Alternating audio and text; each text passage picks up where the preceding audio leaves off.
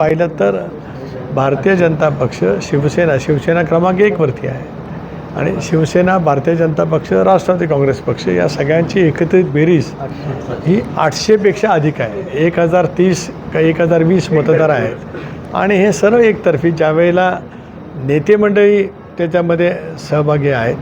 आमचे सर्व सावंतवाडीपासून ते पनवेलपर्यंतचे सगळे आमदार, कारण आता बघा आपण एकच सोडलं 18पैकी तर 17 आमदार आज महायुतीचे आहेत, खासदार महायुतीचे आहेत. तिन्ही ठिकाणी 3 खासदार आहेत या मतदारसंघामध्ये मोडतात. राणेसाहेब आहेत, बारणेसाहेब आहेत आणि मी स्वतः आहे. तर आमची महायुतीची प्रचंड अशी ताकद आहे, त्यामुळे चमत्काराचा भाग नाही, इथं सरळ सरळ त्या ठिकाणी आहे. यांनी जर माघार घेतली नाही तर अदृश्य शक्तीचा हात 2018 सालच्या मतदारसंघामध्ये मला मिळालेला होता आणि तोच चर्चेचा विषय ठरलेला होता. यावेळेला नाही, खरं आहे. 2018 सालची निवडणूक असेल, 2012ची असेल, 2010ची असेल किंवा 2008 ज्यावेळेला भास्कर जाधव निर्वाचित झाले ती असेल, ही आम्ही राष्ट्रवादी काँग्रेस पक्ष म्हणून लढवली. त्यावेळेला आमच्यासमोर शिवसेनेचं आव्हान होतं, एकत्र शिवसेनेचं, आणि त्याच्यामुळे त्यावेळेला अदृश्य शक्ती वगैरे याची आवश्यकता होती, नक्कीच आहे. आता सगळी समीकरणं बदललेली आहेत आणि त्यावेळेला शिवसेना आणि भारतीय जनता पक्षाची युती होती, काँग्रेस, राष्ट्रवादी काँग्रेस पक्ष अशी युती होती. त्यामुळे स्वाभाविकच त्यावेळेला ती गणितं जमवताना तशा पद्धतीची गरज होती. यावेळेला एक स्पष्टपणाची ताकद महायुतीची आहे. आणि दुसरा महत्त्वाचा मुद्दा या ठिकाणी आहे की वेगवेगळ्या पद्धतीचं, कारण आपल्याला माहिती आहे की पूर्वी रायगडपुरता, कुलाबापुरता स्थानिक स्वराज्य संस्था होत्या.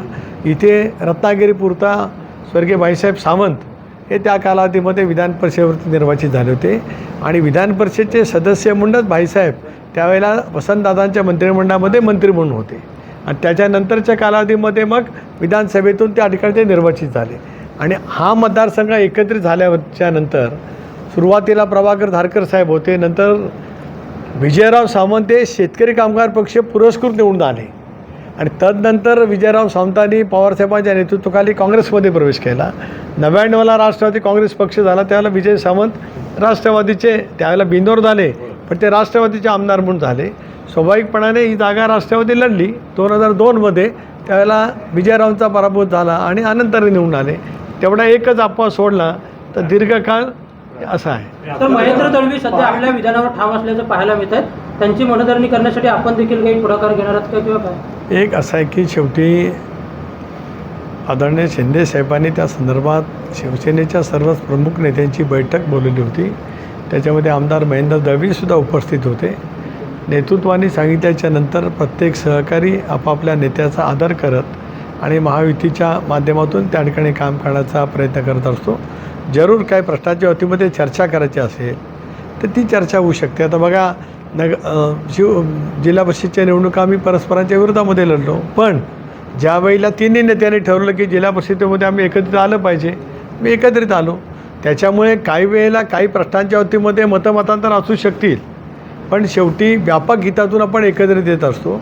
ज्या वेळेला त्यांच्या समेत चर्चा करण्याची गरज लागेल, वेळ येईल, त्याला जरूर मी त्यांच्याजवळ बोलेल, कारण ते दीर्घकाळ माझे सहकारी राहिलेत. एकेकाळी त्यांनी माझ्या पक्षामध्ये काम केलेलं आहे. त्याच्यामुळे काही दुरावा असण्याचं काही कारण नाही.